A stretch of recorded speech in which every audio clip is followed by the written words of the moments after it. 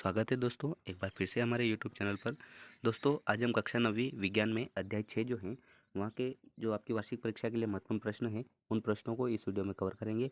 तो दोस्तों, अगर आप चैनल पर नए हैं तो चैनल को सब्सक्राइब ज़रूर कर दीजिएगा, और अगर आपको वीडियो पसंद आए तो अपने दोस्तों के साथ भी इसे शेयर ज़रूर कीजिएगा। ये जितने भी प्रश्न हैं दोस्तों, मध्य प्रदेश सरकार द्वारा एक निदानात्मक जो प्रश्न बैंक है वो जारी की गई थी, वहाँ से ये प्रश्न हमने लिए हैं। तो चलिए शुरू करते हैं हमारा ये वीडियो। पहला प्रश्न है, उत्तक को परिभाषित कीजिए। उत्तक क्या होता है? तो कोशिकाओं का समूह जो रचना, कार्य एवं उत्पत्ति में समान हो, उत्तक कहलाता है। कोशिकाओं का वो समूह जो रचना, कार्य और उत्पत्ति में समान हो, उसे हम उत्तक कहते हैं। अगला प्रश्न है, एरियोलर उत्तक के कार्य लिखें। तो एरियोलर उत्तक जो है ये बहुत ही महत्वपूर्ण प्रश्न है, आपका परीक्षा में पूछा जा सकता है। तो इसके दो कार्य हैं कि ये दो अंगों के बीच के रिक्त स्थान को पूर्ण करता है, आंतरिक अंगों को सहारा प्रदान करता है और उत्तकों की मरम्मत में सहायता करता है। एरियोलर उत्तक जो है, ये जो दो अंग होते हैं उनके बीच का जो रिक्त स्थान होता है उसको पूरा करने का काम करता है। आंतरिक अंगों जो होते हैं, हमारे शरीर के अंदर के जो आंतरिक अंग है, उन्हें सहारा देने का काम करता है। और जो उत्तक होते हैं जो टूट फूट जाते हैं, उनकी मरम्मत करने में भी ये सहायता करते हैं। अगला प्रश्न है, फ्लोएम के संगठक कौन कौन से हैं? फ्लोएम के संगठन के बारे में हमें बताना है।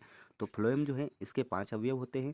पहला है चालनी नलिकाएं, दूसरा चालनी कोशिकाएं, साथी कोशिकाएं, फ्लोएम पेरेन्काइमा और फ्लोएम रेशे। अगला प्रश्न है, पेरेन्काइमा एवं कोलेनकाइमा में क्या अंतर है? बहुत ही महत्वपूर्ण प्रश्न है ये आपके। तो पेरेन्काइमा और कोलेनकाइमा में अंतर हम देखेंगे। तो पेरेन्काइमा जो है, इसकी कोशिका भित्ति पतली होती है, जबकि कोलेनकाइमा जो है, इसकी कोशिका भित्ति पतली और कोने पर मोटी होती है। पेरेन्काइमा में भित्ति जो है ये सेल्यूलोज की बनी होती है, जबकि कोलेनकाइमा में भित्ति सेल्यूलोज एवं पेक्टिक पदार्थ की बनी होती है।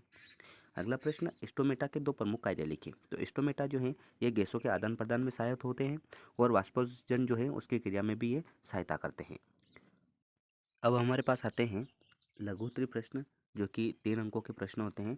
इनमें पहला ही प्रश्न है जो कि आपकी परीक्षा के लिए बहुत ही महत्वपूर्ण है, जाइलम एवं फ्लोएम में क्या अंतर है?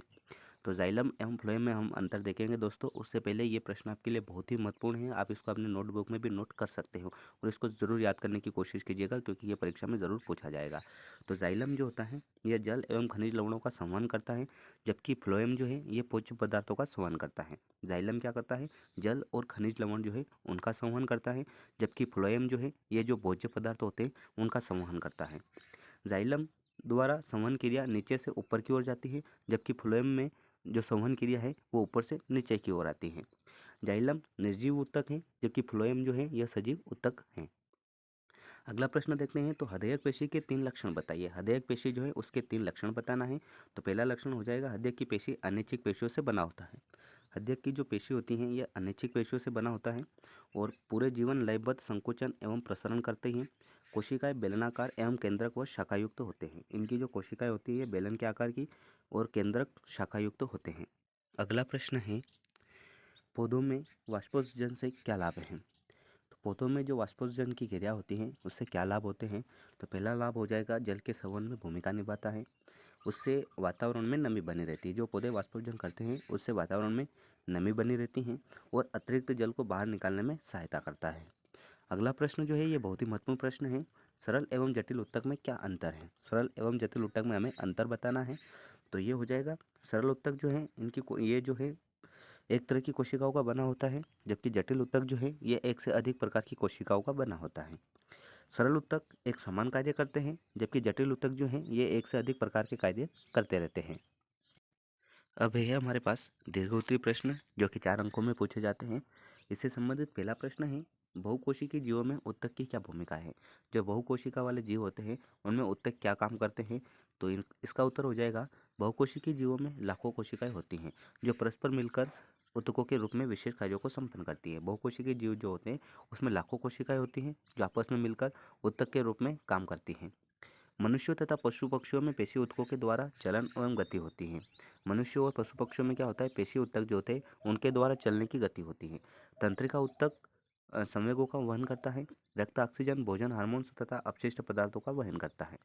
पौधों में जल तथा भोजन का परिवहन ऊतकों द्वारा होता है। पौधे जो होते हैं उनमें जल और भोजन का जो परिवहन है वो ऊतकों द्वारा ही होता है। पौधों में तथा जंतुओं में दृढ़ता ऊतकों के कारण ही होती है। उनमें जो मजबूती होती है वो ऊतकों की वजह से ही होती है। जंतुओं में कंकाल का निर्माण ऊतकों के माध्यम से ही होता है। अब जो जंतुओं का जो कंकाल होता है उसका निर्माण भी ऊतकों के माध्यम से होता है। अगला प्रश्न है, पौधों में एपिडर्मिस की भूमिका को समझाइए। तो पौधों में जो एपिडर्मिस होता है, इससे पौधों के बाहरी भागों की रक्षा होती है।